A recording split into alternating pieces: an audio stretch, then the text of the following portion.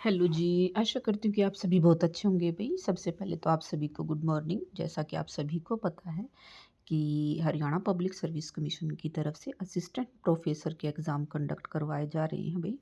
और ये जो एग्ज़ाम था 11 तारीख को जो संडे को था, ठीक है? वो केमिस्ट्री और फ़िज़िक्स का था असिस्टेंट प्रोफ़ेसर का। तो वो आपका एग्ज़ाम पोस्टपोन कर दिया गया था। कल मैंने एक वीडियो बनाई थी भई कि हो सकता है कि नेक्स्ट मई वाले सारे ही एग्ज़ाम पोस्टपोन कर दिए जाएँ। लेकिन आप सभी को पता है कि ये सारी चीज़ें किस वजह से हो रही थी। भारत और पाकिस्तान का जो युद्ध चला हुआ था उसी के वजह से जो है सारी चीज़ें थोड़ी-सी रुक गई थी। क्योंकि कहीं पर भी इतनी बड़ी संख्या में भीड़ इकट्ठा होना ठीक नहीं था। और दूसरा अब क्या है कि भारत और पाकिस्तान के बीच जो आपको पता है कि कल नोटिस आ चुका है, घोषणा की जा चुकी है सीज़ फायर की। तो अभी सारी चीज़ें स्मूथली अपने उस पर ट्रैक पर चल पड़ेंगी।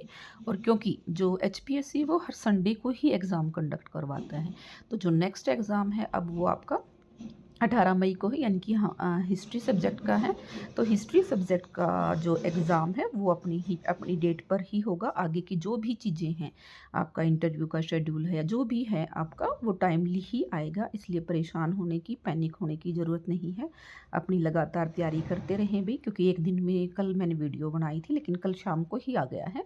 इसीलिए दोबारा से मेरी ज़िम्मेदारी बनती है कि मैं आप लोगों को बता दूँ कि भई आप लोगों का जो एग्ज़ाम है वो अपना टाइम पर होगा। तो आप अपनी तैयारी रखें भई, ख़ासकर क्योंकि हिस्ट्री वाले, क्योंकि नेक्स्ट एग्ज़ाम हिस्ट्री का ही है। तो आप अपनी तैयारी रखें। बहुत जल्द, मतलब कल का है एडमिट कार्ड का। कल या परसों में आप लोगों के एडमिट कार्ड आ जाएँगे। हिस्ट्री सब्जेक्ट की बात कर रही हूँ। तो आप अपनी तैयारी रखें भई, बिल्कुल भी आपको तैयारी नहीं छोड़नी है।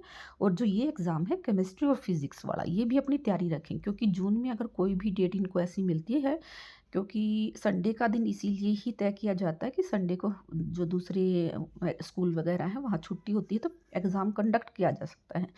तो जून में छुट्टियाँ हो जाती हैं, तो आपका एग्ज़ाम की डेट कोई ना कोई निकाली जा सकती है। तो आप भी अपनी तैयारी करते रहें भी, फिज़िक्स और केमिस्ट्री वाले। आपके लिए तो अच्छा हो रहा है कि आपको टाइम मिल गया है, तो आप अपनी तैयारी करते रहें। दूसरा, बाकी के जो भी सब्जेक्ट हैं, जिस भी संडे को शेड्यूल्ड हैं, तो वो अपना लगातार तैयारी करते रहें भई।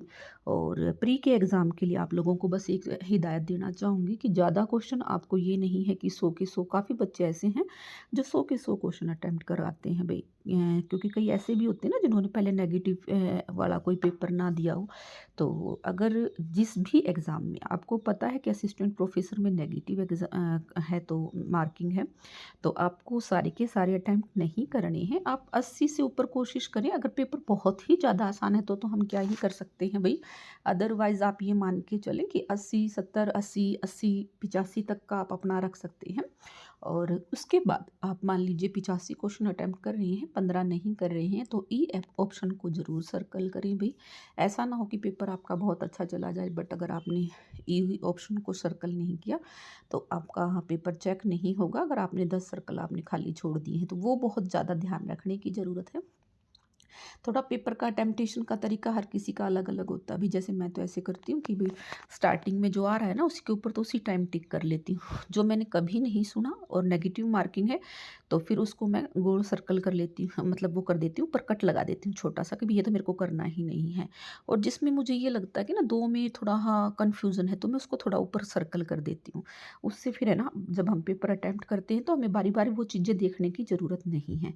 और अच्छे से अपनी पढ़ाई जारी रखें भई। आप लोगों का और इकोनॉमिक्स वालों का भी हो सकता है शेड्यूल आ जाए भई अब, क्योंकि अब कोई ऐसी प्रॉब्लम है नहीं। तो तैयारी करते रहें। मेरी तरफ से आप सभी को ऑल द बेस्ट।